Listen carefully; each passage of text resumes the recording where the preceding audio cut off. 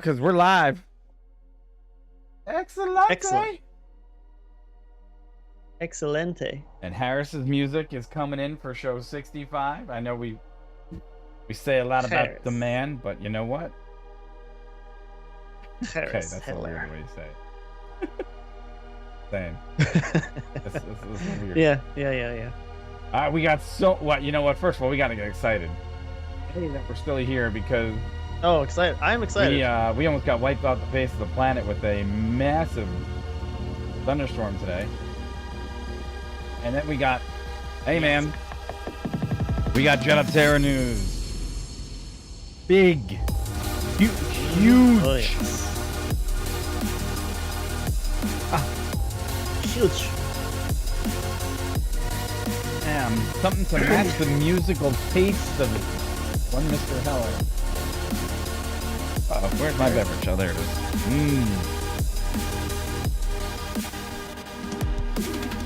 Yep. Tasty water. Or is it? I hope so. I hope it's tasty. Nothing says you can't drink on YouTube. Right? I don't know. Well, mine is straight H2O. So Funny because no one is really expecting us to be on at this hour, so. Well, just the one guy hopefully, you said, your neighbor or whatever. We'll see. We'll see who's around. Yeah, we'll see. It's 9 o'clock on a Thursday. The regular crowd stumbles in. No, not really. At least we're not stumbling. You know, I've thought about it. It's been one of those kind of weeks. Thursday evening, people. Oh, yeah. Welcome to the show. All right, Welcome to the let's show. do this. Let's call it out. And 20 seconds. 20 seconds. 20 seconds. Oh yeah. 10 seconds. 5. Hello, everybody, and welcome show 65 of Not Your Average Show. It is what it is. It's July 22nd, 2021, and Corey and I are back with you again for another outstanding. This one's gonna be outstanding. I'm excited. This is good. We have some awesome news. We got some stuff that we're looking at from Lucid, but we definitely we have some Jetoptera stuff that's really good that we're excited about. Also going to talk to you about some chip shortages and Wally Funk and some other cool stuff. What's going on with you, bro? How's everything today? It's going well, man. Thanks for asking. Yeah, doing good here at 9 o'clock on a Thursday. Yeah, nothing. It's been fine. Again, just trying to get some things done outside when we need to, with dodging the storms lately. As we say, sometimes it's just stormy lately here in Florida. So I don't know, but you know, being a summertime thing, it's not totally out of the ordinary. But I will say the weather's a bit strange because it seems to come earlier than it used to. That's kind of it. Yeah. And, you know, I mean, I remember when the day would be pretty nice till like 1 or 2, 12, 1, 2. Then it'd get cloudy and it'd be actually pretty active, pretty stormy, pretty bad, really, for a few hours. And then maybe late 6 o'clock or so, it just clears out, whoosh, gone. And then it's just really nice. So that's one just not happening. So what Corey's referring to is we had a thunderstorm rattle basically from across his part of Orlando all the way out to the coast over here, and the thing was 57,000 feet. That's what it maxed out as. Okay, 57,000 foot. It was an intense squall line with one embedded supercell, and this thing was massive, and it wreaked havoc on at least our community for at least an hour and a half. But the other part of it is that on top of that, we didn't get a lot of heating that we normally were supposed to get in June because we were overcast with two tropical, two tropical systems that sat off the coast either side, and one that actually crossed over through the middle of Florida. And I think that has set our pattern back a little bit where we are normally in the 90s earlier in the year. And I think that because we're just kind of hitting that stride, I think we're going to get to that pattern where we get those earlier onset thunderstorms later. That's my theory. I don't know. But you're right. You're absolutely right, because normally thunderstorms are done by 6, and you're just kind of like, oh, okay, mid-afternoon thunderstorms over. Doesn't impact your dinner travel time or whatever else you got going on. So there's that. So if anybody else that lives in the area and you watch us regularly, you pretty much know the pattern has changed just a little bit. Also, I also noticed that we're getting more of like really stagnant or slow moving thunderstorms, because normally those lines are way faster, and they seem to have been a little bit slower these Yeah. past couple of weeks, which also is something to be noted, because in some cases you could watch a storm line come through and the storm's gone in 20 minutes. It's like really intense, 20 minutes gone. And Oh now yeah. we got pounded for a good hour and 20 minutes tonight from the same storm. So go figure. Anyhow, Yeah, exactly. on that Yeah, note, okay. Yep. we got so much, but before we even get into it, Corey brought up some really cool stuff about another EV manufacturer that is top of the line. They're looking to dominate the upper end of the market, and it was something about their stock price, and he's going to take the floor right now and talk to you a little bit about Lucid. Mhm.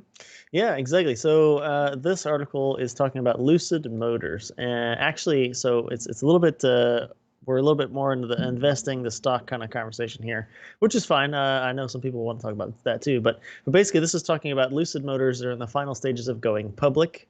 They're trying to go into a merger with Churchill Corporation, and then basically that was actually set to be done today, but it looks like they say they ran into a glitch, and was scheduled for 9 a.m. Eastern Friday. Basically, Churchill extended the deadline because it sounds like some of the people involved didn't get the emails and codes they needed. That might have gone to the spam folder. I don't know. It's kind of funny, but anyway, the point is that if you're having your eyeball on Lucid Motors, it's supposed to happen tomorrow. And if you didn't have your eye on Lucid Motors, you should check them out if you're interested in some of the upcoming EVs. This one actually is pretty nice. We haven't talked too much about Lucid, but if you check out their designs, they are actually quite interesting. But as Mike mentioned, they're a little bit higher on the price scale than the more affordable Tesla models, or some of the other manufacturers. Are going for a little bit less than the higher end. For example, like I think their main model starts at 70,000. The Lucid Air, and then their Air Dream Edition, that's all the way up to 162. So that's it's got some dollar signs there. But I mean, again, if you check it out, they're quite fully loaded. They're pretty attractive. They got pretty good range. They got a lot of things you'd like, and yeah, so the look, as far as the product, looks pretty nice. The startup should receive about 4.4 billion in cash from the transaction, so they're actually going to have a lot of stuff to do there. The blank check they're getting from Churchill Corp basically leaves them with around 24 billion, which makes them they're going to dwarf the market cap of other people like Fisker and Canoo. I know we talked a little about Canoo, but if you remember Canoo, them too, and then Arrival. So if you're interested in that, be sure to check them out tomorrow and stay on top of that if you're looking to invest. Their ticker is LCID, so Lima Charlie India Delta. If you're into that, I started tracking them today. Language. I didn't until this, and actually until you brought this to my attention, I didn't really look at them because I didn't really know that they were really making that big of a push. And then when you shared this article with me, I was like, whoa. All right, so a $24 billion valuation, pretty big, especially for someone who hasn't produced a car. However, like you said, the interest is that they are more upscale. Look, it also, the article says that if you want to look at Tesla, their market valuation's right, $631 billion, right? Yeah, but I mean, yeah, you can't touch that. You can't compare the two at this point. I mean, you can't compare many companies to Tesla at this point, just as far as valuation. And I mean, there's plenty of people out there to tell you that they're overvalued. Of course. Too. You know, there's that conversation. Well, I mean, at least they're no Lordstown, and I say that almost facetiously, but I don't, because if you look at where this company seems to be, it's a different space right now to get into the ultra luxury EV market, and the car is gorgeous. I mean, I have nothing bad to say about the looks of the vehicle. There's some pictures up there on there right now, and it definitely, for the class of vehicle going up against the Mercedes EQS and a couple others, especially the higher end model Teslas, it's a beautiful car. There's no doubt about it, and quite frankly, yes, getting into the utility truck market or getting into the high-end luxury EV market, I think I'd rather be a player in the high-end luxury EV market right now, because That's going to be, I think, lucrative overall. I think that there's still money to be made there because there's not a lot of people in that space. And I don't know what your feelings are because Tesla hasn't, they've dominated it, but to the same respect, that also leaves after 5 years of people buying their products, appetites might change, right? So, Yep. Yeah, exactly. And we know Tesla, at least on their own end, is they had a kind of a full idea of what they wanted to do. Go from the very expensive cars and then use that capital to move down and do the cheaper cars, and then go for right. just volume. Production out of volume or volume. So, yeah, I mean, if I kind of with you, man, if I was looking for a car in this price range, the mid 150s, which No, is not cheap again, but pretty high up there. If that was something I was looking for, I would be looking at obviously high-end Model S's. I'm not really interested in X. High-end Model S's, and then of course Lucid, because it does look interesting. Another thing you think about in being a car company, I'd always now want to look a bit further in like their support, like because as you mentioned, which is perfectly valid, they haven't delivered them any a whole lot of stuff. So I've been interested in their charging scheme, their maintenance, how that's going to work. But as far as design and all and features, it's at the top of the list for me. yeah, I Near the mean, top at least. and look, not everybody wants to go ludicrous speed, so there's that, or plaid. That's And true. if you want to Yeah, sit and I bathe mean, yourself in luxury, there's obviously choices in the marketplace that are available to you. Look, we panned Mercedes and their release of their EV car, but for we good did. reason, Yeah. because it didn't look exclusive enough as far as I'm concerned for an offering from a luxury brand maker that should have actually planted Mhm. a solid blow up against Tesla right off the bat. Now, this is the difference between Lucid and say Mercedes, is that these guys have nothing to lose because they can enter the market at whatever, area they want, right? So, if you're Yep. Mercedes and you're coming into the EV market, if you're a Porsche and they came out with Taycan Turbo, okay, if you're coming in, you've got a lot to hold up to your reputation if you're normally aspirated or turbocharged or, other luxury vehicles. At least my idea there. So, hey, what's going on, David, by the way? David just chimed in there. Hey, hello, David. Yep. So, Welcome. you guys are going to be 100,000 no time. I hope. Oh man, David, I hope so. That Maybe with sounds your help. amazing. I mean, as excited as you are for that, we're excited that you would Mhm. think that too. So, But yeah, I mean, and looking at the Lucid Air again, if you guys aren't really familiar, I mean, their top of the line design is near 1,000 yeah, that's horsepower, quick. so No, it's not going to be slow. Um, but I mean, there's a whole lot more that goes into a car, of course, than yeah, horsepower. yeah, But you of guys know course. that already. But anyway, there you go. So keep track of that stock price tomorrow because it'll be I wonder freshly what they're going to minted, do. and you I can wonder check it how. I out. wonder how it's going to do.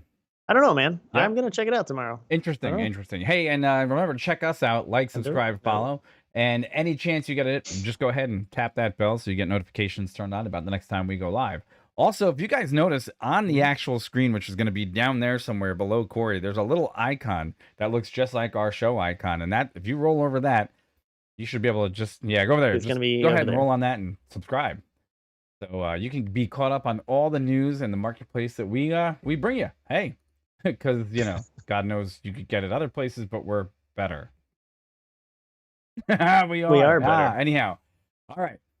We are We're not not average. average We are. or No, whatever. now we have to change the name of the show, okay? Okay. Just Just better. better. Just better show. Or just better show. Just better. Just So better we got another show. comment in there from Brad if you want to take that one there before we move on. Yeah, it just Yep. actually just popped up for me. So anyone know what the battery life is expected to be for one of those luxury cars and cost to replace? Ooh. So I mean, one of the things I would say, I don't know much Mm-hmm. about Lucid, right? They're still pretty new. I can only really comment on like something like a Model S and an Right. earlier version Model S. And some of those things, one of the things you want to think about when you talk about EV car batteries, longevity, is you want to talk about Mm-hmm. like degradation. You might hear that term moved around a bit, and that's basically the idea that the more times you charge a battery, depending on chemistry, but the more times you discharge and charge it, the speed at which you charge it and how much voltage it's under when it charges and all that depends how much battery Mm-hmm. life it's going to lose in the long term. It's better to if you have an EV, it's better to keep the battery like 75% most of the time, unless you need to go on a trip. And then it's better to slow charge the batteries over the life of the battery. But going past that, I know I've seen. I don't have anything like right in front of me, but I know I've read things about exactly your question in the past, and like things about like Prius batteries or Model S batteries. The 65, the Model S 65, I think. Somebody had one of those and using it as a taxi. And I think, unless I'm mistaken, they were like 6,000 to replace, That's or not something, bad. 6 I to mean, 10,000. So, you considering, know, yeah, I mean, no, yeah. Go, that's not sorry, go bad. ahead. I'm chiming in. It's considering, you know, I don't think that's a bad price. $6,000. I mean, because look, if you could get 70 Yep, years out of the yep, car, right, and $6,000, the offset is you don't have to replace transmissions, you know, right? You don't have that, and electric motors will last a lot longer than your standard, you know, counterpart yep, motors in the internal combustion universe. So that's also true. yeah, So yeah. Just like you said, I didn't see anything that was said they needed to replace yeah, motors. Or, I mean, brakes or something, depending on how you drive, a lot of these, they have regen. So a lot of people are not right. replacing their brake pads at all. Um, I mean, I myself, I have hardly any brake Well, I dust can't in say my the same for car. mine. It never needs to be cleaned. I cannot say the same. Um, and well, the last thing maybe I'll say about that for you, Brad, too, is that there's a lot of advancement being made in the battery cells themselves, like the chemistry and how they're manufactured and all that, to really make some inroads into exactly Right, your question, like how right. long is it going to last? And they're saying some of these basically now the new Tesla batteries, I think they're the 4680 Mhm. cell design. I think that's it. They're saying you shouldn't need to replace it Interesting. as long as you probably own the car, right? I mean, people, if you're going to own it for like 35, 40 years, okay, but if 10, 15 years, 20 years, it'll probably keep 80% of that Nice. that whole time. Again, depending on how Right. you use it And and charge just it. one So, thing that I um, flashed up there where you're so talking, Lucid's Airs, their EV battery will be a big, and I think they said 113 kilowatt hours. So yes, that's really, pretty okay, big. okay, So obviously, if the kilowatt hours goes up, I could imagine that the replacement cost of that would actually go up as well. So that's one of the things that I would think about. David has another question Mhm. about the eVTOL Lilium. Hey, David, we're gonna go into that, Lilium. and we'll take that right at the end of this next section because this next section is pretty big news for us, and maybe we'll break out into a different discussion after that. So just give us 1 second. How's that sound? Are you done with this one, Corey? All right. I'm done. Yeah. So thanks so much. Again, as we say, please like, share, subscribe. We very much appreciate your support, and be sure also to remember to hit that bell icon down there so Yeah. you know when we're live. If you're new to the show, you may obviously notice we'd like to do live shows and then interact with you guys. And then we also do cut them up later for clips for people that just want to There you search go. for particular topics. But yeah, part of it is you guys being here with us. There you So go. All thanks so right. much. This is massive news for our channel. And if you guys have followed us for any length of period of time, one of the people that have helped us grow is Jetoptera. We did a video on them early on, about 3 months ago. And since that, we've hooked up with a couple of the people in our organization, and one of them being Todd Newton. Now, Todd Newton's a great guy. And yesterday, as news broke of something that was very important to the corporation, he called me directly. And he said, hey, I got some news for you. And we want you guys to know about it so you didn't miss it. And what that is that basically Jetoptera has been what they call down selected, which means they've made it into another round of the U.S. Air Force High-Speed Vertical Takeoff and Landing Concept Showcase. Okay, and this is actually part of what is considered, all right, the AFWERX or Air Force Works, which is part of the HSVTOL project, which basically people put in submittals, and then they basically get whittled down to who actually makes the final concept. Now, here's one of the major pieces of news that he wanted to share, though, as well. One thing that I look forward to in bringing to you all the new information about EVs, flying technology, and so on and so forth is who's they're partnered with and what do we think their chances are of making it, because this is a fledgling market that's attracting billions of dollars. Well, also, the cat's out of the bag now that Jetoptera has also announced that they are collaborating with, among others that we've already said before, like Honeywell and other companies, Northrop Grumman. Okay, now this is massive news because what's already not in the face value of this conversation, which means you have an eVTOL company that's going to debut and push their technology out through a different, showcase of basically the others of Archer and Joby, which is going directly after the commercial market. These guys are going after a part of the military stake, right? So what does that mean in the other part of the conversation. Well, when you say high-speed VTOL, that means generally we're talking about something that could be above 200 miles an hour, which is something that none of these other VTOL companies are really talking about. And we're also talking about using the FPS, their fluidic propulsion system. So this is huge, okay? It's because this also means that amongst the other contracts that they were selected for from the Air Force and going into the anechoic chamber with the Army and the Air Force and proving that their fluidic propulsion system is actually quieter than anything else known to man at the time, the company that they're with in this challenge, and we can take a look at that right now, is pretty massive and pretty good company.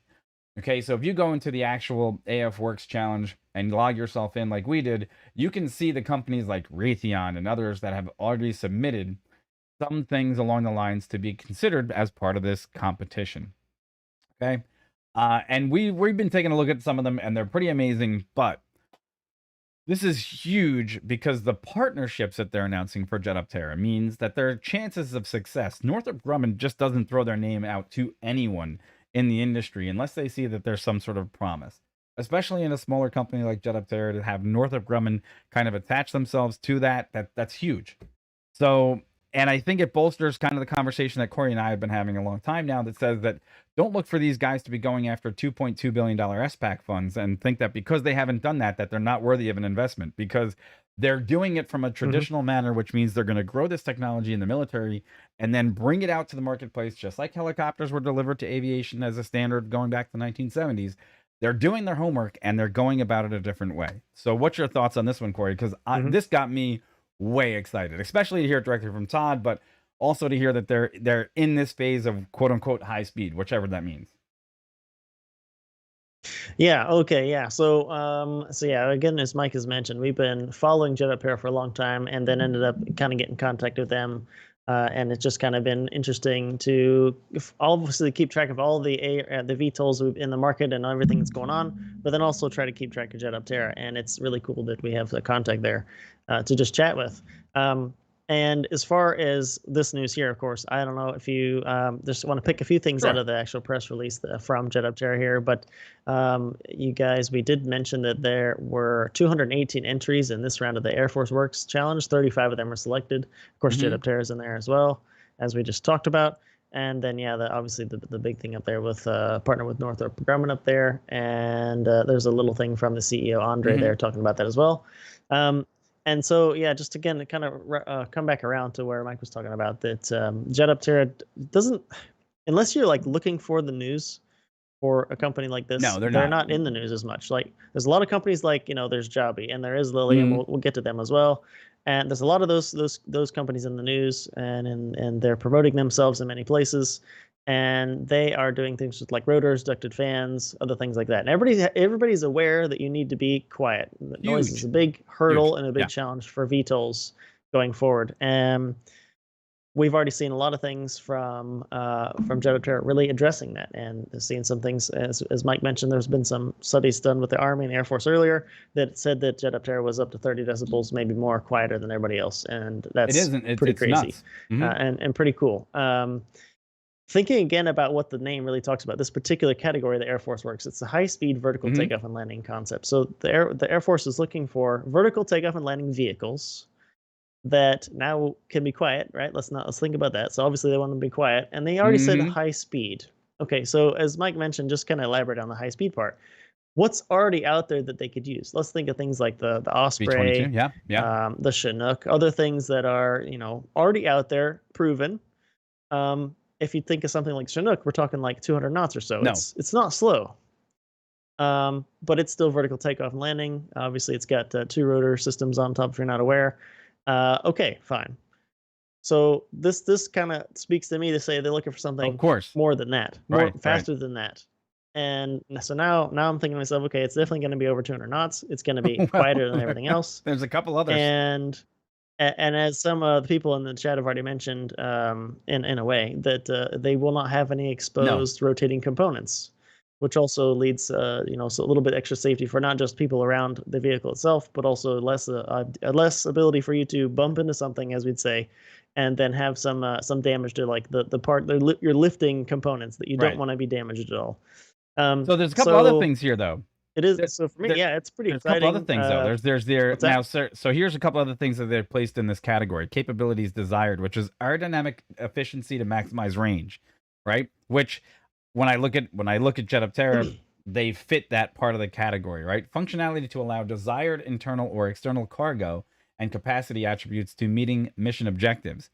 Well, because they don't have that rotating mass and vibrations, and because they can centrally mount their propulsive unit someplace else, that opens them up to a little bit more, right? Integrated HVS conceptual solution capable of meeting mission objectives. Well, that's something to be looked at. But there's others here. Advanced propulsive technologies are some things that they're looking at. They're also looking at down here, if you look, they're looking at alternative energy sources, anti-gravity, electric and battery technology, engines and turbines, rotors, thrusters, turbojets, but also hovering and vertical takeoff and landing with benign downwash. Okay. Which is, if you're talking about VTOL technologies, that's a big statement in and of itself, right? So there's so many things here that actually Jetoptera caters towards being not evolutionary, but revolutionary. And now if we're finding out that a plus 200 mile an hour speed or 200 knot speed is capable from their technology, you've got a game-changing additive there that makes them applicable to a lot more commercial markets when they finally do make the jump out of the military, right? So, yeah, and I guess that for me too, it's exactly like as you were saying earlier about going military first, then commercial, and so kind of looking at this in a way, the writing's on the wall, at least for me, in a way that they're obviously going after military stuff, which was just obvious here, right? But they also, that being said, I could think that we wouldn't see, we may not see something come to the commercial market not at as all. quickly, right? They're probably going to focus on this, which they should, of course. Focus on this, and then as far as the commercial market, the public market, we might be a bit more time before we really get to see what's going on there. The other thing to maybe note, if you're not familiar with the AFWERX Challenge, it's going to be the next thing that they do. They're going to be going to Vegas and talking to some actually military officials over there to present their talk and their technology in person over there. But it's not a public thing. So that's maybe the other thing to know is we'll keep following what we can follow, but there's only so much we're even going to know about what's going on as a public speculation, entity. So, right? But there's speculation though, and I will say that you can speculate at this point that they obviously have probably more going on than we would know. So that's for sure. Oh yeah, well yeah, of course. You would want to keep your keep your cards close, as you would say, in poker or something, especially with something like this. Not just because you're in a competition with other companies, but because you wouldn't want your technology that's proprietary to get out. Well, and anyway. I think that speaks to their we could be right. And well, I sure also think that speaks to their quietness about how the fact that they've released developmental videos so that we know that it flies, we know that it works without question. The second part of it is that's also why you're not going to see massive breakthroughs and dog and pony shows all over the place, because they're going about this a different way. So don't expect the traditional, here's our beautiful aircraft and this is what it's going to look like and this is what it's going to do for you, because you're not going to get that in this environment, at least not yet, because they're probably way more successful than anyone knows right now. Okay, so just that's what I'll say. But also, just in the comments that we've been tracking this for a while, and Corey said it. Too loud is going to be a problem. Exposed moving parts. Okay, too much to maintain. Vertical flight has been one of the hardest things that mankind has ever embarked on, in a traditional sense of the technology that it's taken to master. Okay, vertical or hovering flight and remain stationary or remaining on scene for whatever reason has never been easy, and because you're having to take so many forces and transmit them literally into beating the air to submission. That's what happens, right? So again, for these guys to be making this type of leap forward in technology, and I do say leap forward because I never saw it coming in this form or fashion, and to see how now that they're even progressing beyond what I really thought would be, well, where they are right now. I didn't know that they were going this far this fast. Congratulations to them. So, and look, we've also talked to them, and look, Andre's really hot to get on the show. So is Todd. They want to come on. They want to talk. We have to look at the same point. They've got a lot of busy work to do because they're a small shop. They don't have a ton of people right now because they're in development phases. Okay. And their people are working diligently to get this done. So, and we admire the fact that they reach out whenever they can to give us information. That's awesome. And that's huge. But they have personally said that hey, we're welcome to come out, but the problem is they're too busy. I said, Mhm. yeah, That's fair enough. fair enough. I mean, that makes total sense, right? So we will, yeah, we'll do what we can for you guys here to say what we can say, of course, and keep you guys up to date with what we can. We're certainly excited to see what comes out of them, and as we've kind of said before, it's just a different kind of way, right? You can't go into, as it would be. I was on LinkedIn earlier, and there's stuff about Joby and Right. Lilium all over the place, and they're very planned out photo shoot pictures, if you know what I mean, right? And not that that's bad. It's Right, of course. good PR. But it's just interesting to see that Jetoptera's putting all their thought into something. Yeah, it is something else. And for what it's worth, guys, if you are interested to kind of keep track on your own to help them out, I did put a link down there. And full disclaimer, again, we're not getting paid anything for this. I'm just letting you guys know because we're trying to have a little bit more of a spin of like investing on the channel and stock stuff because it helps with the algorithm for YouTube, just so you know why. But down there is a link to the funding page for Jetoptera. Now, the other part, well, we have to say this, if you haven't watched our so, previous videos, we've been showcased on their WeFund. Yeah, a few Well, yeah, times, that too. right? Yeah, but I mean, we No, receive no nothing monetary at all. benefit. So it's funny because we were doing a piece, and you can go back and look at the archives of our material. And one day we were like, hey, they went and started a WeFund, and we're like, hey, go look at the updates. And live on air, we found out that they were showcasing our videos. Yeah, we were just there. We're like, oh, look, they got a funder, and we're looking around like, dude, that's us. Hey, that's us. like, subscribe, follow. There's more to come from Jetoptera, and we're going to keep hot on this conversation with them. So there's that. Now, I also want to address something that David Cummings had brought up. He said, what do we think about Lilium? So now, between this general conversation of what Lilium and others have brought up, because General Render out there had a couple of comments as well. Look, Lilium is going after a different market. And Corey, I think you were the first one that even showed me Lilium, right? I don't think I even paid attention to them, but I think that they're going about their developmental process about building up these transportation hubs and their equipment at the same time, and I think that they're marketing themselves slightly differently, if I'm not mistaken. Seems to be, yeah. I mean, they not too long ago, but they released a concept of for their 7-seater version. So they've got a smaller one, which we first showcased on here and talked about. And then they just relatively recently talked about their 7-seater model, which is just a bigger version.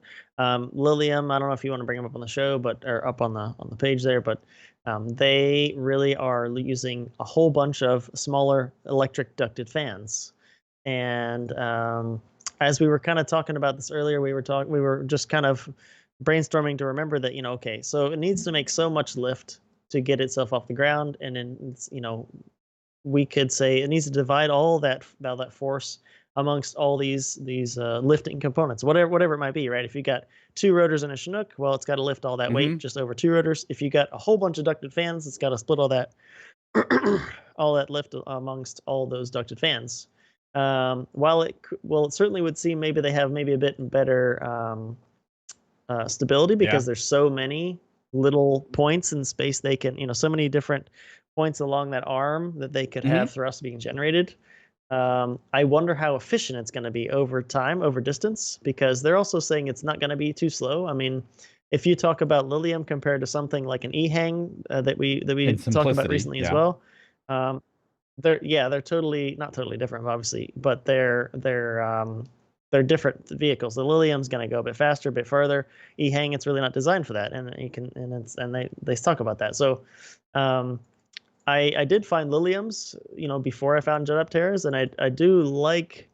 I feel like I like the aesthetic of the nice Lilium. And as you said, they got some other things going on with where they're going to have their vertiports, and there's some of that talk going on actually in Florida. So there's some interesting things going on, and with the vertiport news, I think they've got announced 3. I could totally be wrong about that. I know there's one in Orlando. I think there's going to be one in Tampa, and I think there's going to be one in down south. That's down by south Miami. somewhere. Was it Miami? I can't remember exactly where. But the interesting part about Lilium is they talk about the range, and they'll be able to go intercity, and so from one city to another, they have that kind of range, that kind of speed. But there's a limitation that I see with Lilium as well, though, and that is the fact that their cruise altitude that they're mentioning right now is 10,000 feet. Okay. And Mhm. their max range is they're saying is about 150 55 miles. Right now, look, there's a couple of things that have to be said as caveats with Lilium. That is, that range is a problem when it comes to weather systems, and that altitude is a problem when it comes to flying into known weather conditions that produce icing. And if you're going into IMC conditions, those are going to be challenges that this entire marketplace is going to have to go up against. Yeah, Okay, yeah. all the One of the manufacturers, yeah. things when you say high speed and you think about high speed, and if you can break that 200, knot barrier, that means that if you can do it on traditional, say, gas engines like Jetoptera could, and so on and so forth, you eliminate some of the range anxiety and you eliminate some of the altitude constraints that these things can fly in. And then you also eliminate some of the possibilities of being trapped in bad weather and being able to outfly weather when your speed increases like that, right? So, and I'm Yep. concerned that now that I look at Lilium's design is how well can these little micro engine slots thwart icing? Okay. That because each one of those ducted areas is basically almost going to be like a carburetor, and that pressure differential, and it's going to induce probably some sort of moisture, probably could render them susceptible to basically icing over. Um, that could be Right. a challenge that they're going to face, which we don't know. And look, this is not just Lilium, by the way. Javi, Yeah. Oh yeah. Archer, Oh yeah. Oh yeah. Beta, all of them are going to I mean, Jetoptera, everybody has, right. airframe icing, and I mean that's something that we were considering. Just so you guys know too, also considering maybe reaching out to the regulators to see what we can find out about how they're going to be certified. Are they going to be even Right. IFR certified? I don't know. I don't know because there's some other things we could go into with a little bit of pilot experience in terms of reserve time to get to a separate airport. If you can't get to your first, you got to have some enough in this way enough range or electricity as it would be to get somewhere else Mhm. and do a successful landing with EVs that have a range of 150 miles. And they're going to go. Let's say they go from Tampa to Miami. Well, if you go from Tampa to and can't land in Miami, and You're that's not the only taking other off. vertiport. Well, I mean, where are they going to Yeah. land at? Some other airport nearby Yeah. that's not a vertiport. It just there's things to be worked out. But it actually, Um, and those are things we're going to keep track of, but yeah, we just there's don't too have those many. answers There's yet. two So questions in there from General. He goes, "What do you see the mission of the e-vehicles and intercity travel, and are they a replacement for helicopter personal travel?" And he doesn't see them being economical enough to compete with cars, buses, and traditional aircraft. So here, let me throw something at you. First of all, helicopters are yep, notoriously expensive, way too expensive. And the reason why eVTOL travel has not made it into the they are. mainstream marketplace is because there's a 3 to 1. So you spend 3 times as much on maintenance on a helicopter as you do for every hour flown as compared to a traditional fixed wing aircraft. That's a number one. So that's the reason why the economies of scale have never really matched up where people could see this becoming a replacement for anything else because it's been too damn expensive, right? Secondarily, the noise, which is another big issue, right? Anytime helicopter routes have been Yeah. established in major cities, there's been an uproar of the locals basically saying noise abatement procedures need to be put in place because it's generally reserved for the ultra rich or very, very wealthy people. So this has kind of been a knock always against the vertical takeoff and landing crowd, right? If you get the prices Mhm. down to the right price point, and this means making it effectively a 1-for-1 against cars, buses, and traditional aircraft, you come out with 3 major advantages. Number one, you can get to pick point A to point B. You don't have to follow a road system if not necessary, if it's not designated by the FAA. So you can pick your place of entry and landing, right? Number two, speed. You immediately gain an additional amount of speed. So if it's mission critical to get someone from point A to point B, and this has been something that's been thwarting major downtowns and intracity travel, that all of a sudden becomes a massive one, right? And really, the last one is okay. And in the functionality aspect of it is as these technologies start to groom themselves to become better and better and better, they're going to become cost effective in ways that you might not see because you don't have to maintain roads, right? You don't have to maintain traffic lights. You don't have to maintain intersections, right? You don't have to Runways. Yeah. maintain runways. You just have to maintain spots and the rail, and basically the area that this thing's going to fly in.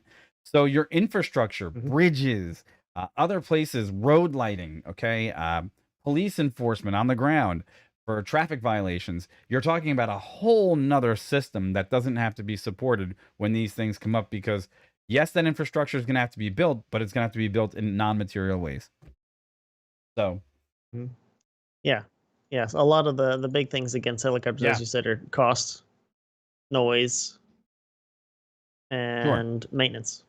Right. So the big things you said, and all those, yeah. That if you get and the idea behind a lot of these EVs is that they're going to be much quieter. That's a huge thing we've talked about a bunch of times, and a lot of the manufacturers, everybody's talking about how they're going to be a lot quieter. So just imagine if you could have a 7-seater that would be, let's say, I mean, we'll say it's as cost effective to the passengers if it's fully loaded with passengers as maybe taking your own car across from like 100-mile trip or road trip. It's going to be, let's say, as quiet as possible over the people that's going to fly over. Some of these companies like Joby are saying, at altitudes of like 400 feet or so, it's going to be like 60 decibels, right? I have my own personal perceptions on that one. Yeah, I'm just saying, yeah. So, much quieter than a helicopter, and then they're going to be a lot cleaner and easier to maintain. Right. That's the idea. So, getting to your main question there, though, that's kind of the mission. The mission, at least for a lot of these public companies, is going to be air transport for people, or eventually air taxi services, and then some cargo stuff. There's companies definitely talking about aeromedical, and that there'll probably be a sector for that if the whole sector really takes off as it would be. But it's mostly like right now air taxi stuff for just people. And then is it a replacement of a helicopter? Absolutely, that's the idea. 100%. Yeah. Personal travel, I haven't seen much about your own personal. Everybody is like, ooh, which one would you like to have if you could fly it anywhere you want in your own thing? But that's not what a lot of the companies are marketing themselves to. So, and the whole conversation look, speed, altitude, and destination. Look, that's why you have jets compared to helicopters, but you also have ununified communities across this country that have general aviation airports that no one can really get in and get out of all the time because they don't have a pilot's license, but they don't really know from the air how really easy it would be to build that, that structure to get those smaller aircraft in and out. There's going to be challenges, and we know that. We know the challenges, but we just want to be realistic about what the expectations are for the marketplace. But it can be done at the right price, and it's the price point that's most important. But he's right. He is right. Right now, they economically cannot compete with buses. They can't compete with other forms of transport. Currently, no. Currently, no. 100%. Currently, that's not. But that's thing. Yeah.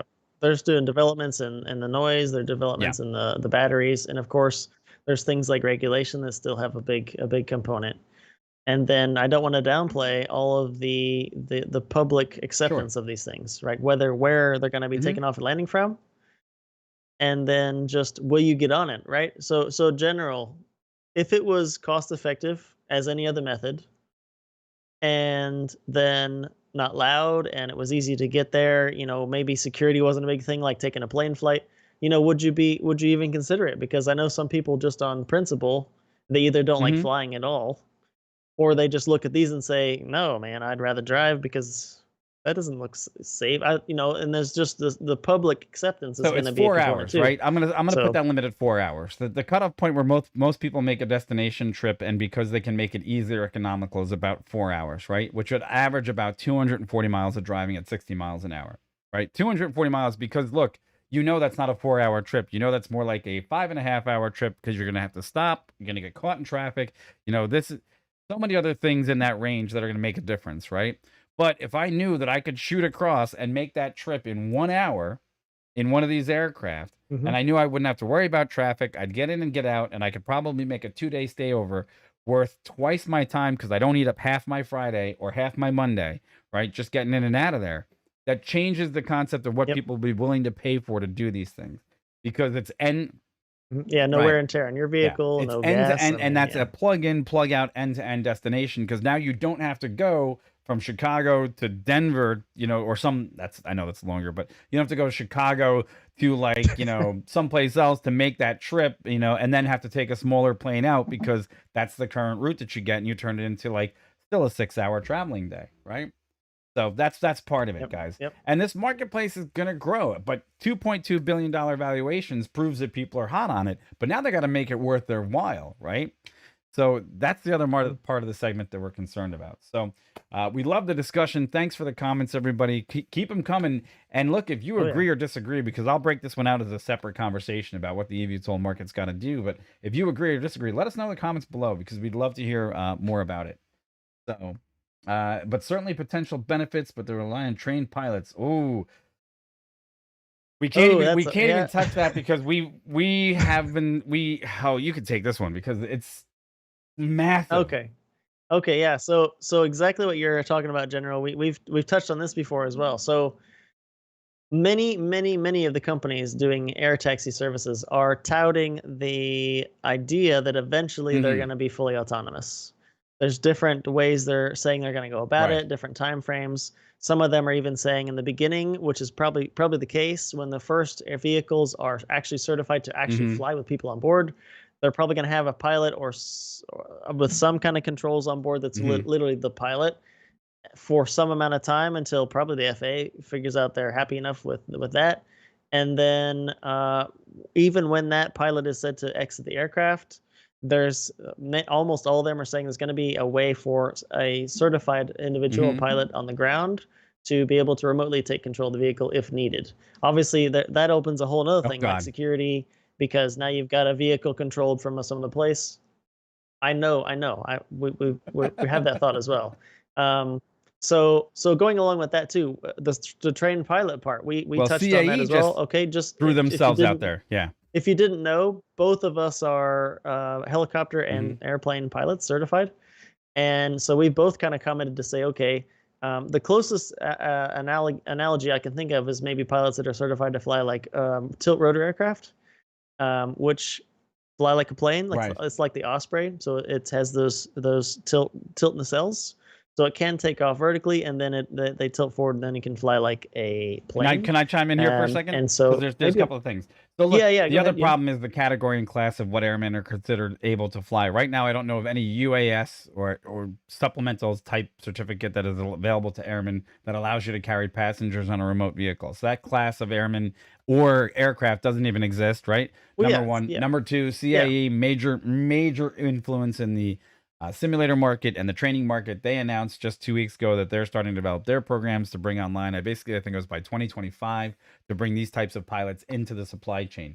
We know what it's like to bring pilots into the supply chain, because for 6 years we both worked at training helicopter pilots for a major helicopter company in the country, and we know what it's like. So certainly there's going to be challenges, but man, that conversation is going to blossom as people start to see what's really necessary, because you're still going to look at, you think that there's a pilot shortage now in the airlines because that's self-manufactured.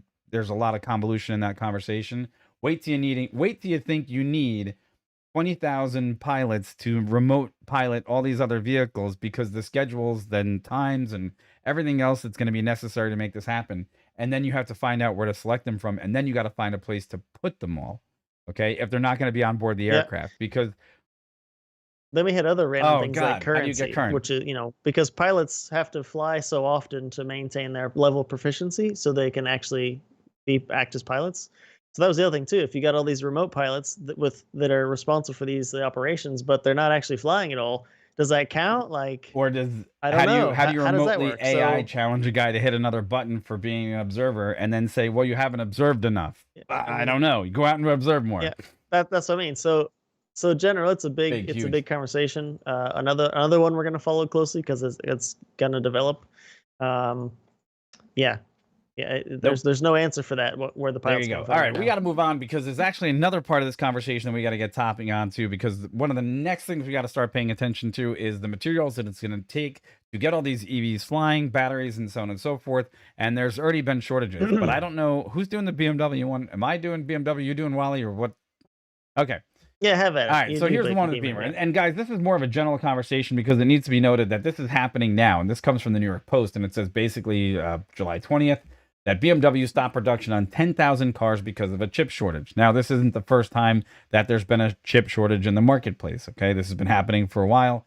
And if you're in the marketplace for anything that's worth the value of a chip, including an Xbox, a 3080 Super, any sort of video card, anything that's been out there in the marketplace, we are in a chip shortage situation, which means downstream for investors and so on and so forth, we're going to have to pay attention to the materials that create chips, because if we can't get the chips right now and they can't manufacture them fast enough, and there's going to be a triple and quadruple actual order placed on all the chips that are necessary in supply chain for every EV, every other vehicle. If BMW can't produce enough chips to keep their cars on the road, you ain't got a prayer in getting enough chips to on the road to produce the next level of EVs, because I guarantee you they require more. So the question is, what's going to be necessarily the next thing that moves us out of this place where you can't get your hands on enough technological chips right now to ease the burden of what's going on in the automotive marketplace? And next after that, we have to put together a compilation of the materials that are actually extracted from the ground across the globe that are going to be necessary to keep these chips in production going forward. So, Corey, what's your thoughts on this one? Because right now, this is not the first. This is one of many manufacturers that has suffered shortages in being able to deliver something to the marketplace because they can't get the silicon. Yeah, this is, as you said, nothing new. Actually, I just was looking for something as we were starting the show today, just to see what else was going on. And 5 hours ago, Yahoo News posted something that GM is set to suspend their production at Fort Wayne, Indiana, for at least a week, for all of its full-size pickups there, because they don't have chips. They don't have the chips to finish it up.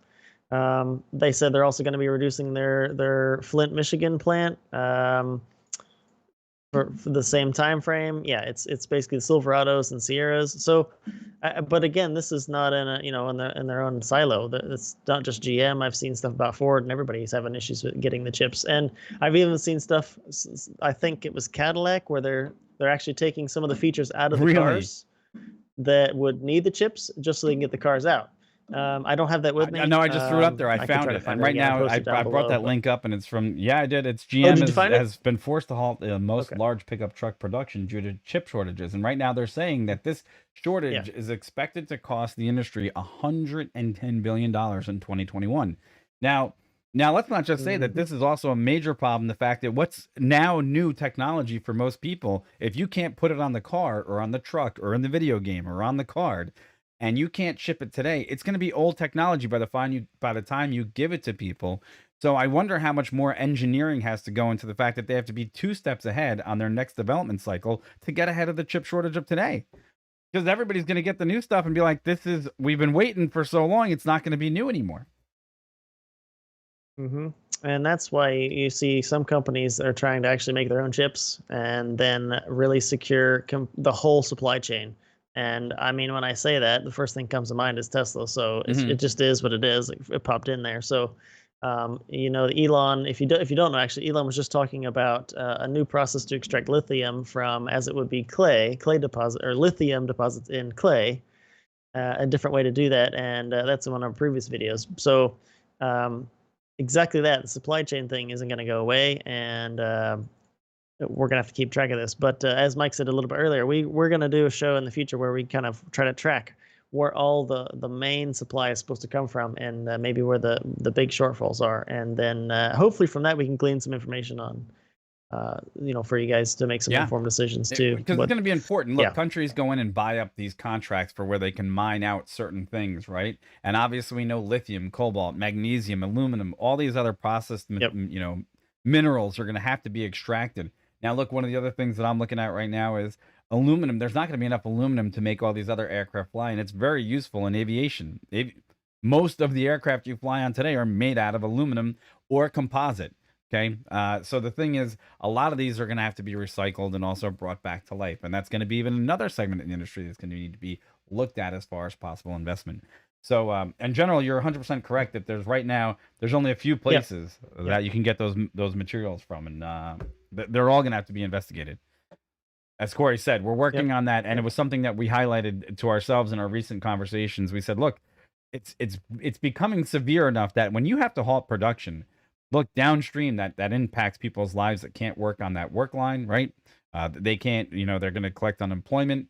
There's going to be other downstream effects of this happening right now. And I'm really shocked that the other day that I could actually purchase the Steam Deck, because I hope that they have enough silicon to make the chips that they need to keep that thing in production. So, because that's going to become rare. And actually, just to touching on that last thing about what I said about Elon, because I wanted to, just as generals Mhm. talking about locations, I knew it was somewhere other than where we're used to reading about. But the Tesla purchase I was talking about, as far as his new process to try to get lithium extracted from clay deposits, he purchased 10,000 acres Yeah. in the Nevada desert. Oh, that's right. Yeah, yeah. So he's looking at other places where he might be able to get the lithium out in an effective way, for a cost-effective way to get the lithium out, that is maybe a bit easier to get a hold of and have the rights to. So that'll be part of our conversation going forward, is all the traditional places that we would know of where these deposits might be, and then maybe where the next deposits will be. That's maybe a new place to get it. So yeah, we'll There's touch so on much that. more to happen in that conversation coming up. So look for it in the not. I'm gonna say give us 2 weeks out, because unfortunately we've still been impacted by COVID, and the show has to take a backseat to other things because of daycare. So there's that. All right, folks.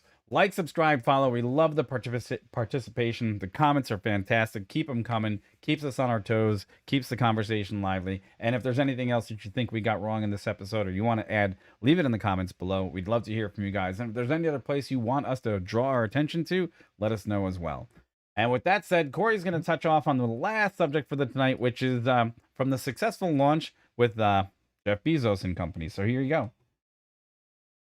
Yep. So yeah. So if you haven't kept track of, or if you did know too, Jeff Bezos just launched his rocket with 4 people on board, himself and then 3 others. Just recently becoming the second billionaire in a few weeks here to get up into low Earth, well, the edge of space, as it would be, not quite making to orbit, but one of the people on board was aviation legend Wally Funk. She's a female, 82-year-old female that's flown a bunch of stuff over her career. Actually, she was a potential astronaut back in a program that got canceled with a few other women, and it just didn't work out. She submitted her application to NASA, I think 3 times, if I'm not mistaken, and just it never worked out. But anyway, Jeff took her up on the flight just recently, and she had an amazing time.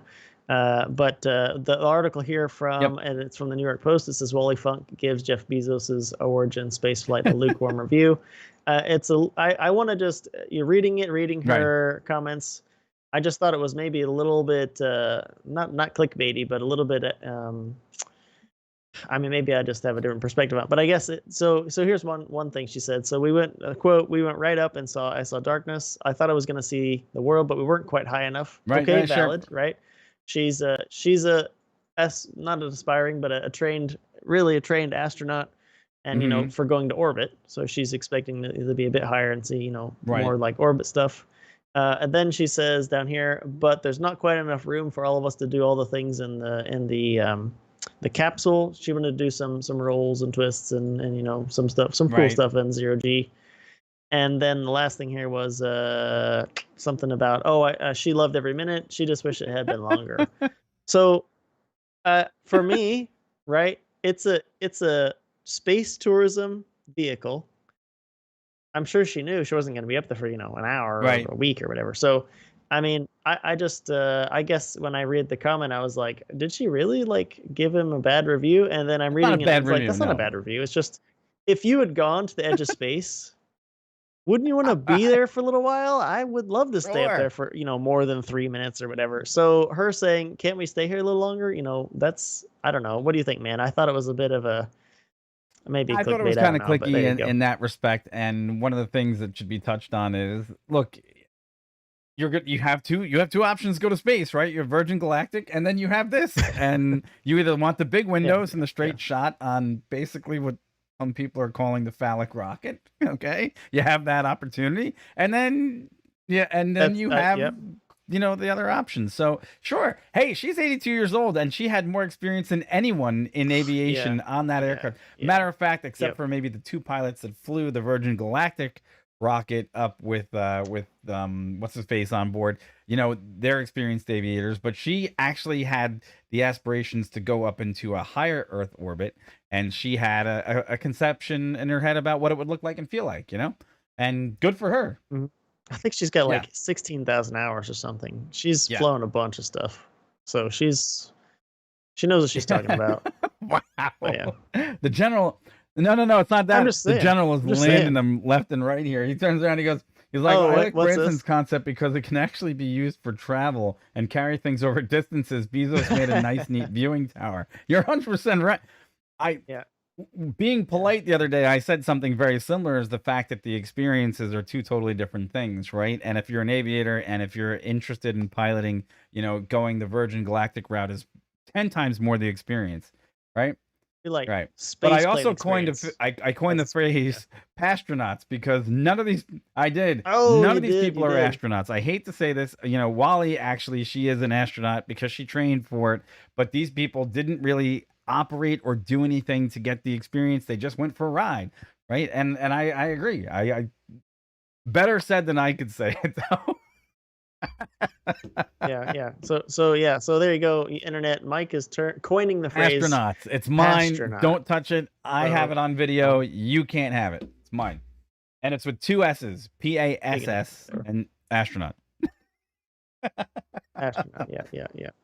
Yeah. We kind of got on that topic last show because there was some talk going around the internet that people were saying people that do these flights up under the edge of space they're technically astronauts, but then they're like, but are they, like, should they get full astronaut wings? Well, not really. They didn't. They're just passengers because space Right. tourism is now a thing. And then you had all there was a conversation about, what wings does the Air Force and the Army and everybody, what wings do they get as astronaut? Well, they get astronaut wings, and anyway, it was like, yeah, it's a whole other thing about different subcategories of, did you go to orbit? Did you not go to orbit? What kind of wings do you get? Buffalo with blue cheese on the side. That's because you're a passenger. Okay. Did this thing come with a cart service? Is there? I mean, look, the other one that's going to be more amazing and probably the best design out of them all is Starship. I hate to say it.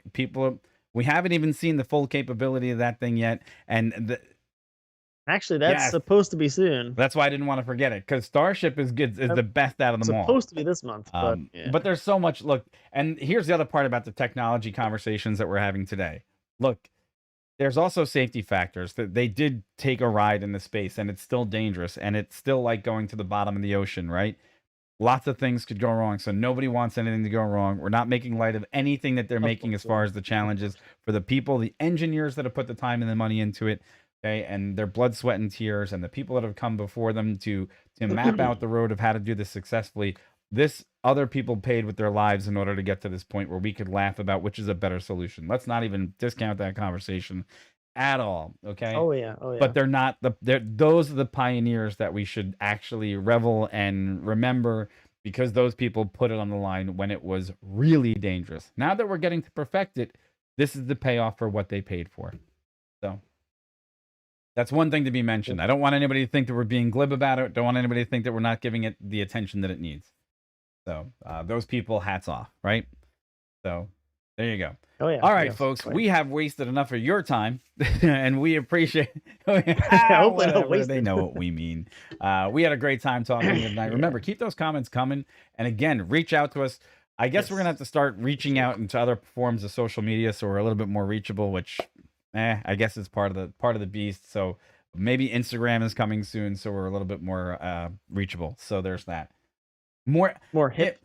We're already with it. We're not average, man. We're like the best place for nerds. Come on over, right? We are. That's what we do. That's true. Yeah. So anyhow, guys, thanks for tuning in, and gals, if there's some gals out there. Thanks for tuning in. We appreciate the time, the energy, the comments from both of us. The channel is still growing. Again, Jetoptera, super excited. Looking forward to big things. Hopefully in the next couple of weeks, we'll have a conversation that they made it to the next round, and it's going to be good things for them and the Northrop Grumman team. So good for you guys. And thanks, guys, for tuning in. We appreciate it. Very much so. Very much so. Thank you for everything. And we will catch you. What is this? Thursday? Yeah. Catch you Monday then, right? Got a ton of editing to do. Actually, the edits were done. I got to turn around and get the cut up parts of the show together for you guys. So thanks so much. And with that, we'll bring you to Harris. Have a great weekend, and we'll talk to you real soon. Take care, everybody. Peace. Thank you so much. Bye. Take it easy. Have a great weekend. Bye-bye. Hey, this time I'll actually go back to the title screen. I won't just cut. So we still need to get that audio so that the song comes in as we're going out. Man, I'm a busy man. Hey, bro. Hey, bro. Get off my lawn. Yeah. Let me get off that thing. Have you guys Have you guys seen those pitch No. meetings on YouTube? I'll have Oh, to man, start they're so watching. All hilarious. right, guys. Thanks so much for tuning in. We enjoyed the time. We'll talk to you real soon. Have a good weekend. Yes, take it easy. Thanks so much. Bye-bye. Take it easy. Take Adios. care.